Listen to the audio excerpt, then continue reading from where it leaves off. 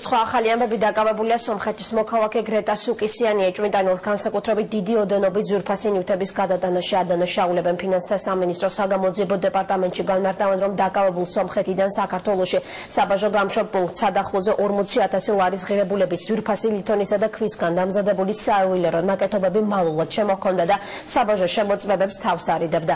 ბრალის დამტკიცების შემთხვევაში სუკისიანს 5-დან 7 წლამდე თავისუფლების აღკვეთა ემუქრება.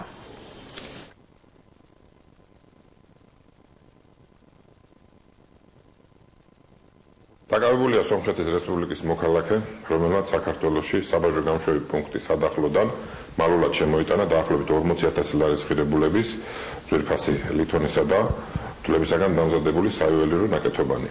მის მიმართ გამოძიება მიმდინარეობს საქართველოს სისხლის სამართლის კოდექსის 214 მუხლით, რაც სასჯელის სახით ითვალისწინებს 5-დან 7 წლამდე ვადით თავისუფლების აღკვეთას. Ехал в Грузию, зашли в таможню. И со мной было золото, драгоценные вещи. Я декларацию не писала.